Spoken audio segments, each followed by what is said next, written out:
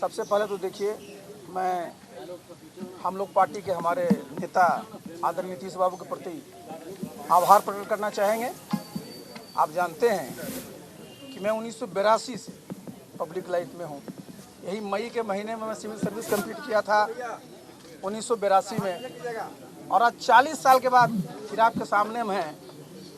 और इस बीच में हमने नीतीश बाबू के साथ, ये मेरा 25वां साल चल रहा है, तो भाई हम लोग तो साथ रह करके काम किए हैं। और निश्चित रूप से वो भी चाहते होंगे, चाहते रहे हैं कि जो भी वो निर्णय लेते हैं वो हमारे पक्ष में होगा। तो कल का जो उनका निर्णय है उसके लिए भी मैं उनको धन्यवाद देना चाहता हूँ कि भाई बहुत सोच कर करके कैसे पार्टी और मजबूत हो, उसके मद्देनज़र उन्होंने निर्णय लिया है। तो उनके प्रति आभार प्रकट करता हूँ। और साथ ही 12 वर्षों तक मुझे राज्यसभा में काम करने का मौका मिला। वहाँ मैं नेता राज्यसभा में भी काम किया, पार्टी का राष्ट्रीय अध्यक्ष भी रहा, संगठन का मैं महामंत्री भी रहा, महासचिव भी रहा, और अभी मैं केंद्रीय मंत्री भी हूँ। तो सब आप जानते हैं, इसमें सहयोग हमारे नेता का रहा। लेकिन एक बात मैं ज़रूर स्पष्ट करना चाहूँगा कि देखिए, मैं मूलतः जब से मैं आया हूँ 2010 में जनता दल यू में, तब से मैं संगठन में काम करता रहा और 12 वर्षों तक हमने संगठन में काम किया है। इधर मंत्री बन गया था, उसके चलते मैं उतना ध्यान नहीं दे पा रहा था। लेकिन हमारा जो संगठन है जनता दल यू का, आज अगर आप जाएंगे तो हर एक गांव में आपको बूथ स्तर पर मिलेगा। और हमारी सबसे बड़ी कोई उपलब्धि अपनी को मैं मानता हूं, तो मैं तो बहुत साल IAS में भी सेवा किया, बहुत जगह मैंने काम किया, तो मेरी सबसे बड़ी उपलब्धि यही है कि मैंने इस पार्टी को बूथ तक पहुंचा दिया। और एक बात और जान लीजिए, बिहार ऐसे प्रदेश में तरह तरह के सामाजिक ग्रुप हैं, तरह तरह के सेक्शनल इंटरेस्ट हैं, इसी को लेकर करके, और जो ज्योग्राफी हमारी इतनी बड़ी है, हमने संगठन में 33 प्रकोष्ठ बनाए थे, आपको याद होगा। और हमने बहुत सारे ऐसे बड़े प्रकोष्ठ हमारे हैं, उनको हमने उत्तर दक्षिण में बांटा था। और हमने जितने निर्णय लिए थे, इस निर्णय के पीछे यही था उद्देश्य कि कैसे हमारा संगठन मजबूत हो। और इस सभी निर्णय मैंने अपने नेता नीतीश बाबू के परामर्श से ही लिया था। और इसे निश्चित रूप से हमारी पार्टी बूथ स्तर पर मजबूत है और हमारे कार्यकर्ता बूथ स्तर तक पहुंच गए। तो मेरे लिए बहुत बड़ी उपलब्धि है। और मैं तो बताऊं, जब आपका टीवी चल रहा था 8-10 दिन से, तो सबसे ज़्यादा कोई हमारा शुभचिंतक गांव में रहता है, तो आप जानते हैं समर्थक और कार्यकर्ता, वो सब दिन भर फोन पर ही लगे रहते, क्या हुआ। तो देखिए, बहुत बड़ी उपलब्धि हमारी कि हमारी इतनी बड़ी जो हमारी संगठन की ताकत है।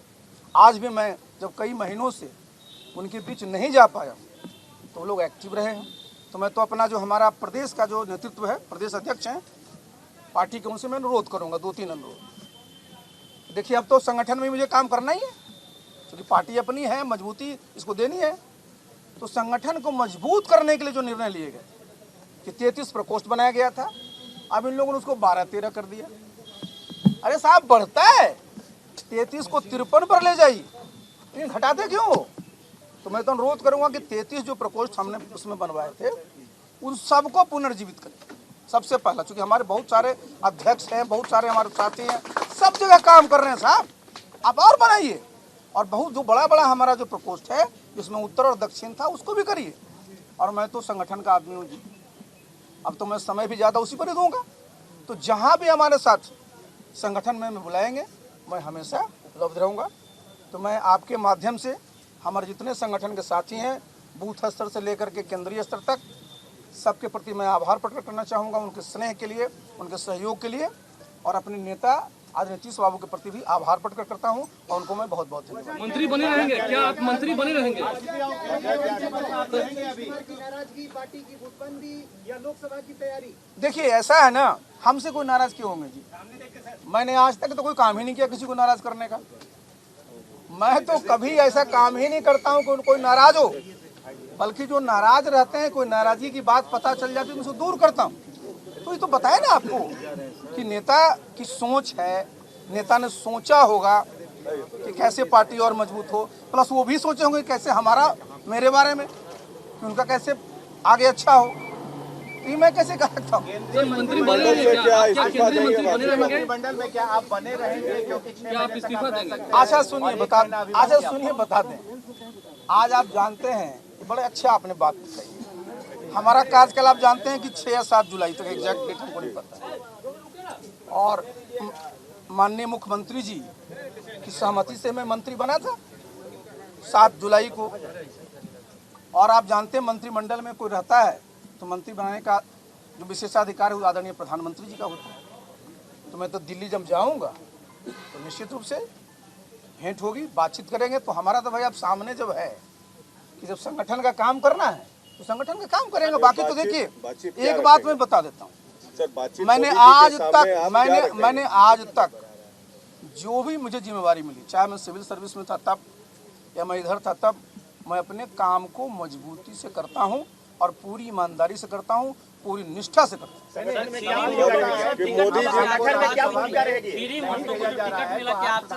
अच्छा आप ये बताइए, प्रधानमंत्री जी से आप क्या बात करेंगे? आप क्या इस्तीफा देंगे या मंत्रिमंडल में बरकरार अरे रहेंगे? भाई तो बताया नहीं, तो प्रधानमंत्री का विशेषाधिकार होता है ना जी।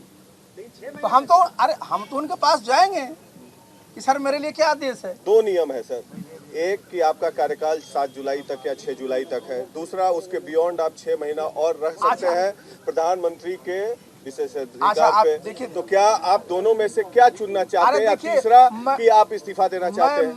मैं कुछ चुनना नहीं चाहूंगा। अच्छा। मैं सब जो है ये, चूंकि जहाँ तक मंत्री का निर्णय है, मैंने बताया ना भाई कि मैं पार्टी की तरफ से बनाया गया था, तो है ये स्पष्ट। तो भाई पार्टी ने हमको 6 जुलाई तक दिया है। अच्छा भाई स्पष्ट है, देखिए ना।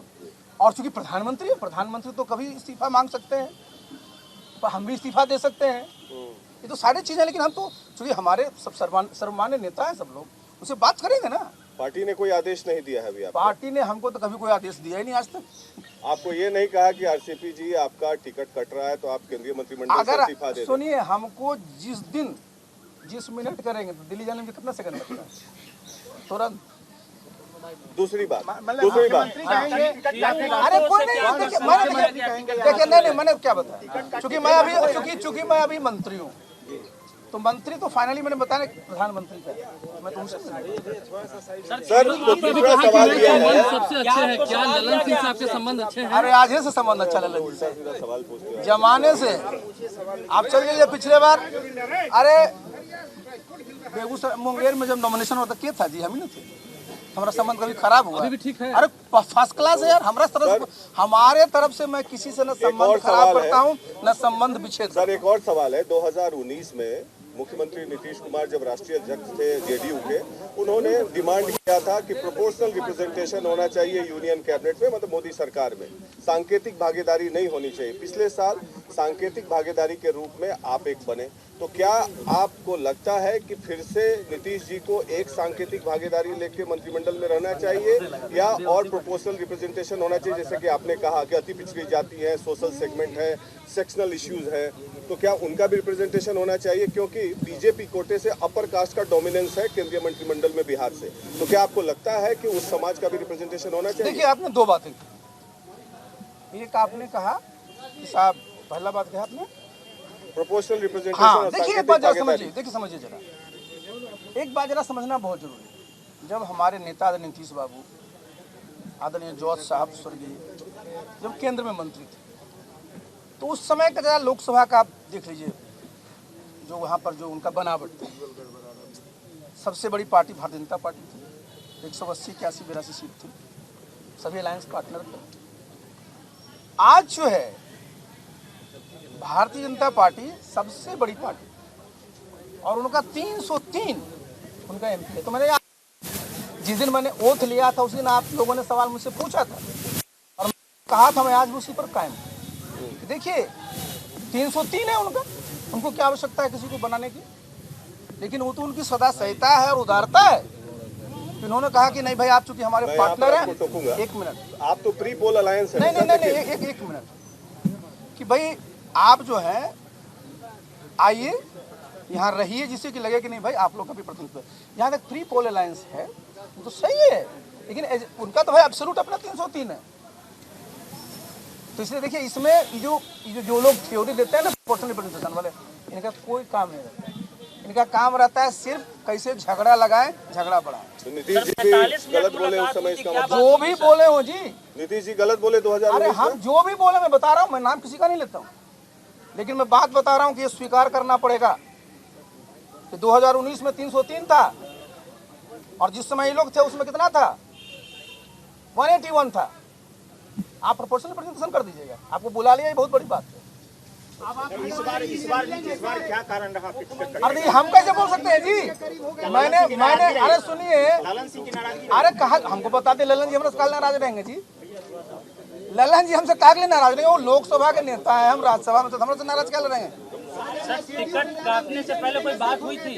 45 मिनट आपकी मुलाकात हुई थी? अच्छा, 45 मिनट में मुलाकात हमारी होती है जी, क्या नीतीश बाबू से तो अक्सर मुलाकात हो, तो दिन भर आप ही लोग चलाते हो, भेंट नहीं हुई, क्या नहीं हुआ।